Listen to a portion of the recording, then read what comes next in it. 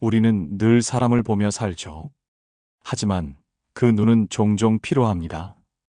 보려는 게 많아질수록 진짜 중요한 건 흐려지니까요. 오늘 그 시선을 조금 줄여볼까요? 사람을 볼 땐 딱 5가지만 보는 겁니다. 그 안에 다 있습니다.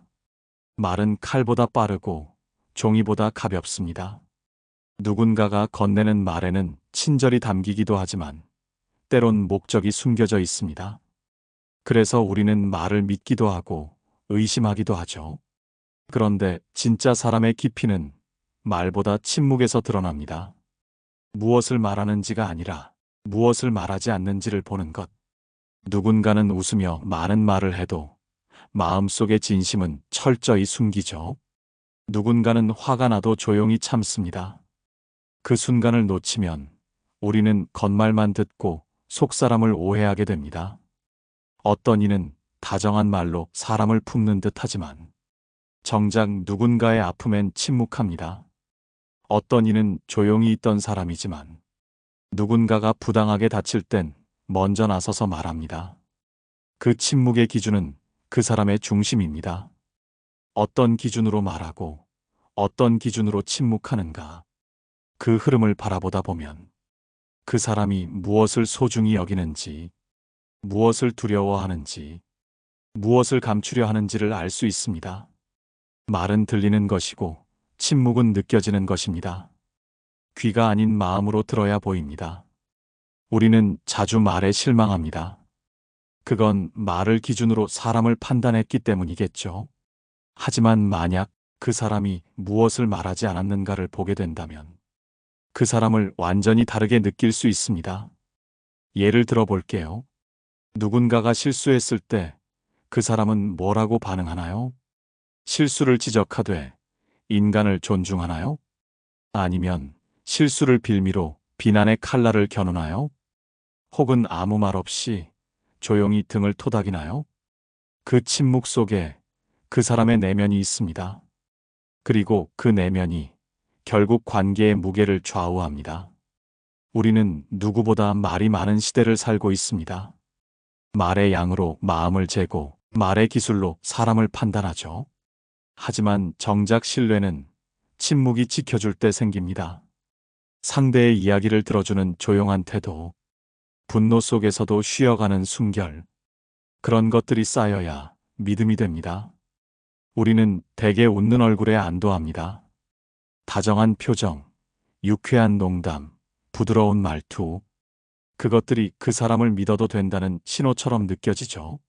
하지만 진짜 그 사람을 알려면 웃을 때가 아니라 화를 낼 때를 봐야 합니다. 왜냐하면 분노는 가장 날 것의 감정이기 때문입니다. 가장 숨기기 어렵고 가장 본성이 드러나는 순간이죠. 누군가는 작은 실수에도 소리칩니다. 자신의 권리를 건드리면 화가 머리끝까지 치솟고 타인의 고통에는 무관심한 채 분노를 정당화하죠. 또 어떤 이는 참다가 분노를 터뜨리기도 합니다. 그 분노의 뿌리는 억울함이나 외로움에서 나오는 경우도 많습니다. 그럼에도 불구하고 분노는 결국 그 사람의 내면을 투명하게 보여주는 거울이 됩니다. 중요한 건 어디에 화내는지입니다. 작은 자존심의 상처에 화를 내는가? 아니면 누군가가 억울하게 당할 때 분노하는가? 그 차이는 마음의 방향을 알려줍니다. 우리가 만나는 누군가는 자신의 실수를 감추기 위해 분노를 씁니다. 반대로 어떤 이는 타인의 고통에 함께 분노합니다. 같은 감정이라도 어디를 향하고 있느냐에 따라 그 사람의 품격은 전혀 달라집니다. 분노는 참지 않으면 무섭고 잘 쓰지 않으면 관계를 망칩니다. 그래서 대부분의 사람은 분노를 억제하거나 숨기죠. 하지만 진짜 중요한 건 분노의 강도가 아니라 분노의 방향입니다. 자신의 이익을 지키려는 방향인가? 아니면 약자를 보호하려는 방향인가? 누구든 살아가다 보면 화를 냅니다. 하지만 그 분노의 자리에서 그 사람이 어떤 사람인지 가장 선명하게 보입니다. 그가 화를 낼 때 목소리가 높아지나요? 아니면 눈빛이 차가워지나요? 그가 분노할 때 어떤 말부터 꺼내나요? 그 분노에 누군가 다치지는 않나요? 그런 것들이 진짜입니다. 한 사람이 웃을 땐 누구나 착해 보입니다. 하지만 그 사람이 화낼 때 어떤 언어를 쓰는지, 어떤 태도를 보이는지, 그 순간에 그 사람의 마음의 온도가 드러납니다. 사람을 볼 땐 웃음을 보지 마세요. 그건 배울 수 있고, 흉내낼 수 있고, 가릴 수 있는 겁니다. 분노를 보세요. 거기엔 가르칠 수 없는 본능과 진심이 있습니다. 습관은 자주 하는 행동입니다. 아침에 일어나는 시간, 말투, 식사 방식, 인사하는 태도. 이런 것들은 반복되다 보면 익숙해지고 그 사람을 설명하는 특징이 되기도 하죠. 그래서 우리는 누군가의 습관을 보면 그가 성실한 사람인지, 느긋한 사람인지, 상냥한지, 무뚝뚝한지 등을 짐작하게 됩니다. 하지만 사람을 정말 깊이 이해하고 싶다면 무엇을 자주 하느냐보다 무엇을 의도적으로 하지 않으려 하느냐를 보아야 합니다. 사람은 누구나 자신이 꺼리는 무언가를 품고 있습니다. 그건 단순히 싫어서가 아니라 그 사람의 가치관과 도덕의 경계 혹은 두려움의 자국일 수 있습니다. 예를 들어 누군가는 농담을 자주 하지만 누군가의 외모나 배경을 소재로 삼는 건 절대 하지 않으려 합니다. 또 누군가는 늘 밝고 적극적이지만 남의 사생활을 들추는 건 극도로 꺼려하죠. 그 꺼림의 기준이야말로 그 사람의 내면의 지도입니다. 어디까지가 허용이고 어디부터는 넘어설 수 없는 금기인지 그 선을 통해 그 사람의 깊이와 단단함을 읽을 수 있습니다. 반대로 누군가는 무례한 행동도 쉽게 넘깁니다. 자신은 하지 않지만 타인이 그러는 것을 방관합니다. 그것도 하나의 꺼림 없음입니다. 그 무심함이 어떤 상처를 방치하는지조차 느끼지 못하죠. 진짜 중요한 건 습관처럼 반복하는 행동이 아니라 자기 자신과 싸우며 하지 않기로 한 선택입니다. 사람은 보통 자신의 한계를 넘어서려 애쓰는 모습보다 자기 기준을 지키기 위해 조용히 피하는 순간에 더 많은 이야기를 담고 있습니다. 그가 어떤 말을 꺼리나요? 어떤 장소를 피하나요? 어떤 사람 앞에서는 한 발 물러서나요? 그것은 약함이 아니라 그 사람의 마음이 닿고 싶지 않은 어둠일 수 있습니다. 그리고 그런 어둠을 스스로 외면하지 않으려는 사람이라면 조금은 더 믿어볼 수 있지 않을까요? 우리는 누군가를 보며 늘 뭘 자주 하는지만 보려 합니다. 하지만 진짜는 무엇을 절대 하지 않으려 하는지에 있습니다. 사람은 하루를 살아가며 많은 시간을 흘려보냅니다.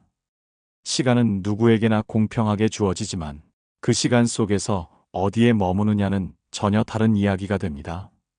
어떤 사람은 틈만 나면 혼자 있는 자리를 찾습니다. 조용한 공간, 말 없는 시간, 눈을 감은 채 머무는 한켠. 그곳에서 스스로를 회복하죠. 또 어떤 이는 항상 누군가 곁에 있습니다. 사람이 많은 곳, 밝은 공간, 말이 많은 자리. 그곳에서 외로움을 잊으려 애씁니다. 머무는 자리는 선택입니다. 자신이 어디에 있을 때 마음이 편한지, 무엇과 함께할 때 불편하지 않은지를 몸은 알고 있습니다. 그래서 그 사람이 자주 머무는 자리는 그 사람의 결이 그대로 묻어나는 곳입니다. 예를 들어 볼게요. 누군가는 항상 무대 위에 서려고 합니다. 빛을 받는 자리가 어울린다고 느끼는 사람.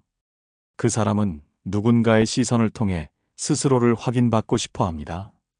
반면 어떤 이는 늘 뒤편에 있습니다. 자신이 조용히 돕고 있다는 걸 알아채지 않아도 괜찮은 사람. 그는 사람들의 틈에서 흐름을 지키는 것을 선택하죠. 그가 앉는 자리를 보세요. 회의실에서 어느 자리를 고르나요? 식사 자리에서 누구 곁에 앉나요? 누가 말할 때 눈빛은 어디 머무르나요? 머무는 자리에는 마음이 담깁니다. 어디에 가까이 있고 싶은지, 어디에는 선을 두고 싶은지를 자리는 솔직하게 말해줍니다. 시간은 흘러가지만 자리는 남습니다. 그 사람이 머무는 자리는 지나간 발자국처럼 그의 마음의 방향을 가리킵니다. 중요한 건 그 사람이 얼마나 바쁜지가 아니라 어디에 자주 머무르려 하는가입니다. 그 자리가 곧 그 사람의 시선이고 애정이고 중심입니다. 우리도 그렇잖아요.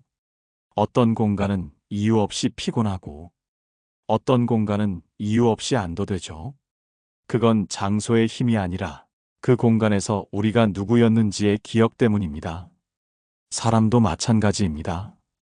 어디에 있느냐보다 어디에 있고 싶어 하느냐가 그 사람을 말해줍니다. 사람은 누구나 자랑하고 싶은 게 있습니다.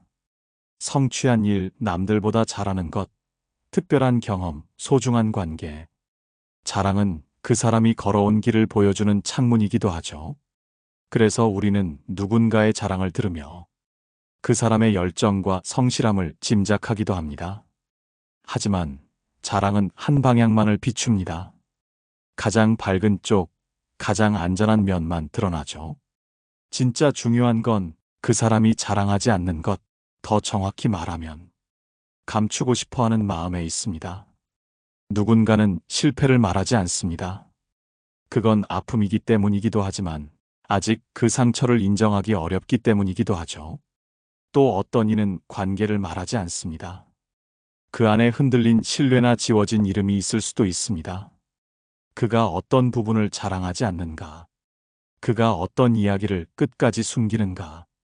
그건 단순한 말의 선택이 아니라 그 사람이 자기 자신을 어떻게 이해하고 어떻게 보이고 싶어 하는지를 알려줍니다. 감춘다는 건 부끄러워서일 수도 있고, 아직 준비되지 않아서일 수도 있고, 누군가의 시선이 무서워서일 수도 있습니다. 하지만 그 감춤 속엔 그 사람의 결핍이 숨어 있습니다. 우리는 자꾸 보여주는 것에 집중합니다. SNS에서 반짝이는 사진, 웃는 얼굴, 화려한 배경. 하지만 진짜 사람은 그 뒤에 가려진 조용한 마음, 아직 꺼내지 못한 말, 누군가에게조차 털어놓지 못한 기억 속에 있습니다.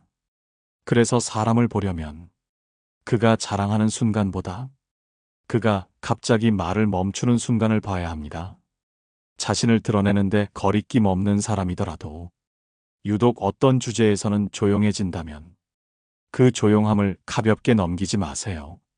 그가 숨기려 한 건 상처일 수도 후회일 수도 아니면 아직도 품고 있는 바람일 수도 있습니다. 감춘다는 건 완전히 닫았다는 뜻이 아닙니다. 조심스레 지키고 있다는 뜻일 수도 있죠. 그 마음을 볼 수 있다면 그 사람과의 관계도 더 깊어질 수 있습니다.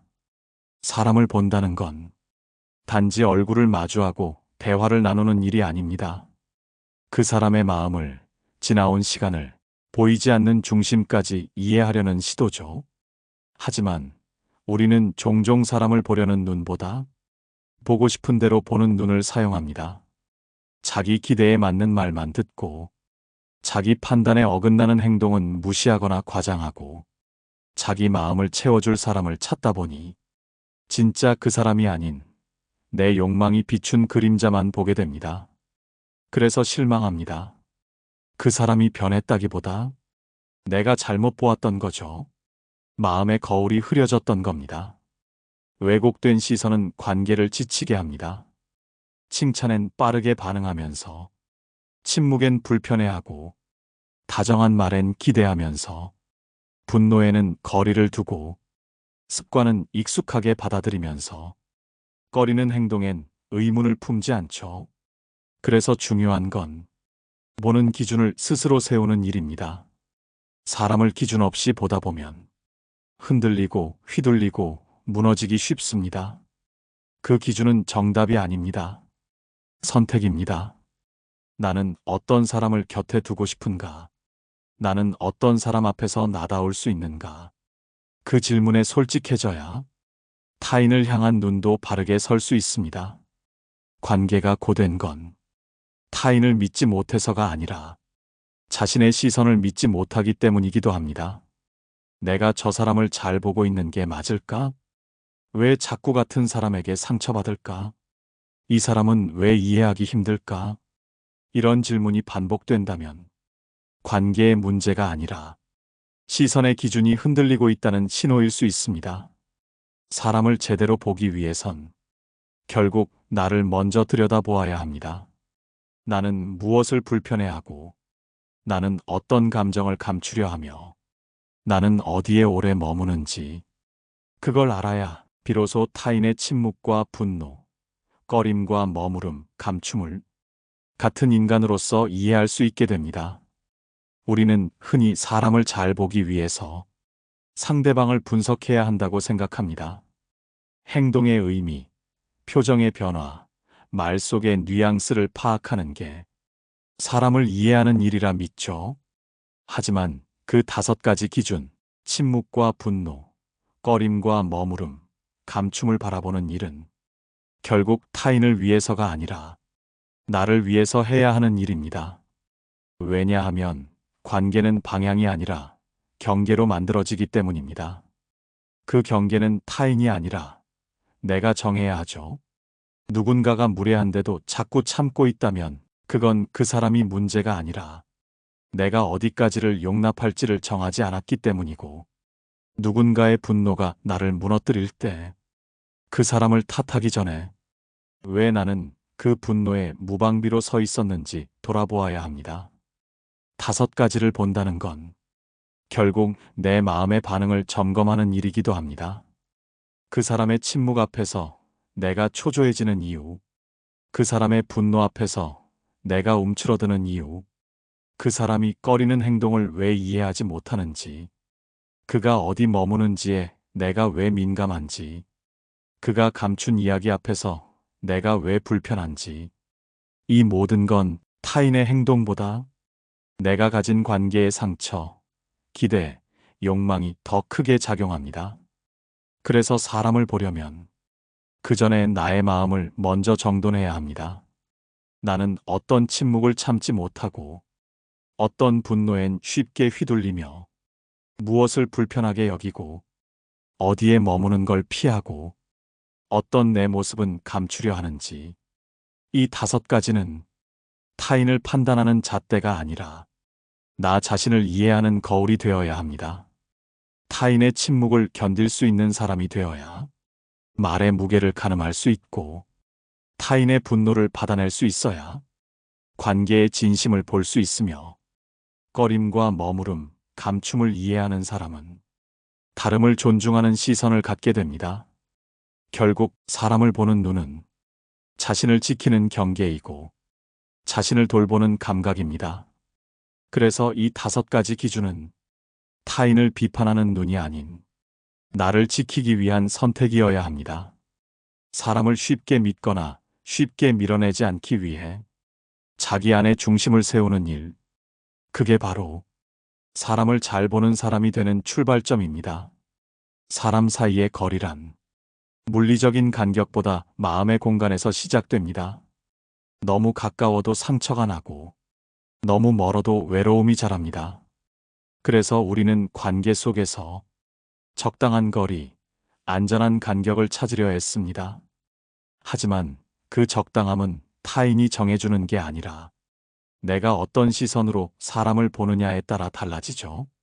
앞서 말한 5가지 기준, 침묵, 분노, 꺼림, 머무름, 감춤.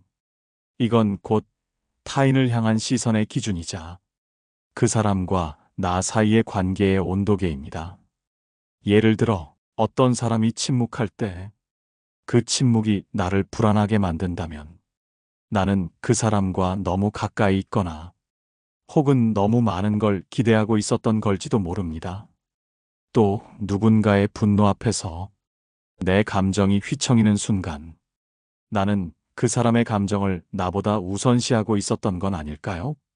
그 사람이 꺼리는 것을 이해하지 못하거나 그가 자주 머무는 자리를 못마땅하게 느낀다면 그건 내가 내 기준을 명확히 세우지 못했기 때문일지도 모릅니다. 우리는 종종 사람과 너무 가까워지려다 내 마음의 안전선을 허물어 버립니다. 혹은 너무 멀리 서 있다가 사람의 온기를 놓치죠. 중요한 건 단단한 거리입니다. 그 단단함은 경직된 선이 아니라 유연한 경계, 그리고 명확한 기준입니다.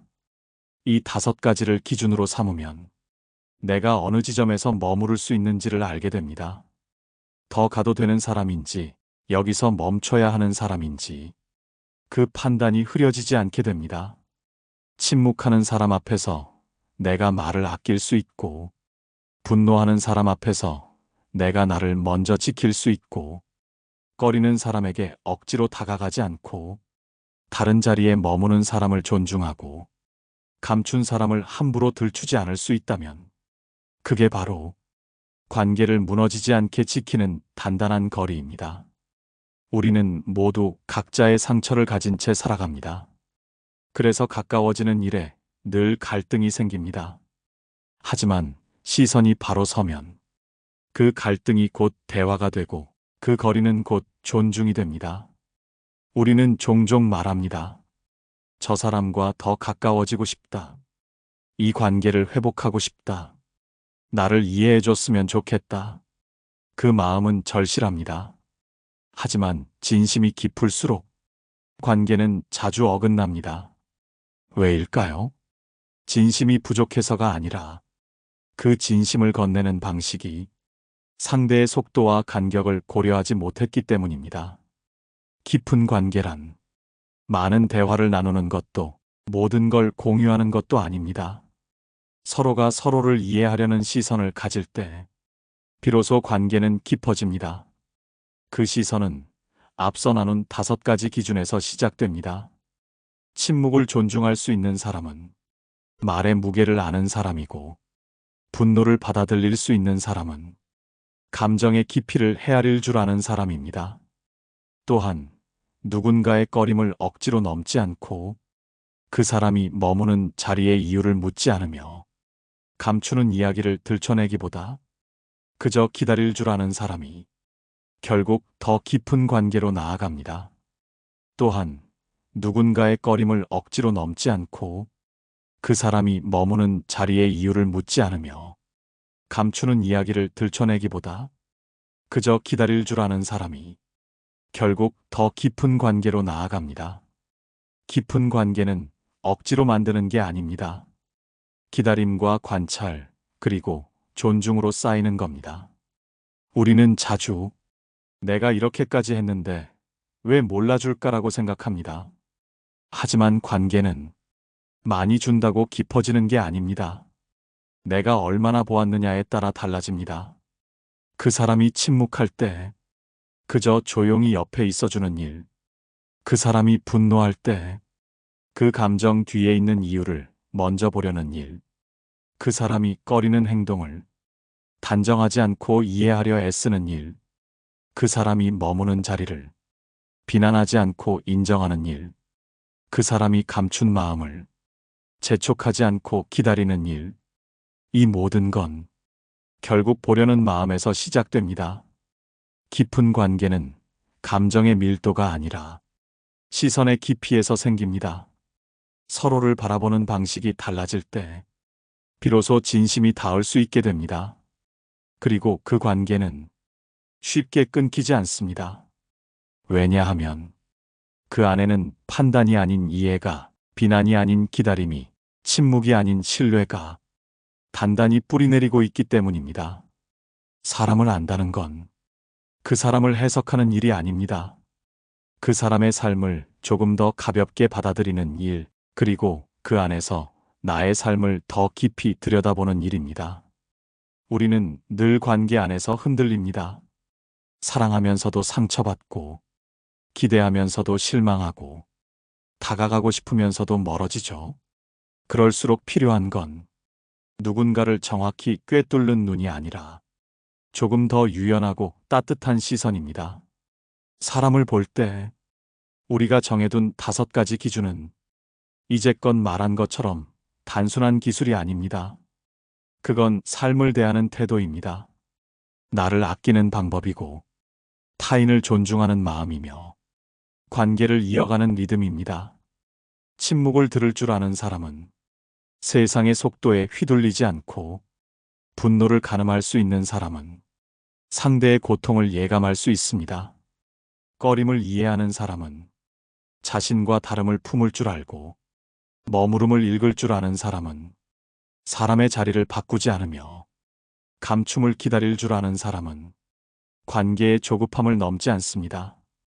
이 5가지는 어떤 책에도 어떤 강의에도 없는 마음의 감각입니다. 그리고 이 감각은 자기 자신과 조용히 마주할 수 있는 사람만이 조금씩 키워갈 수 있습니다. 사람은 늘 변합니다. 관계도 그에 따라 변하고 우리 마음도 함께 바뀌죠. 그 변화 속에서 길을 잃지 않으려면 한 가지 원칙이 있어야 합니다.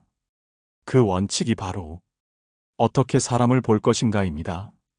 그 기준이 흔들리지 않으면 세상이 흔들려도 나는 내 중심을 지킬 수 있고, 관계가 어지러워져도 나는 나답게 걸어갈 수 있습니다.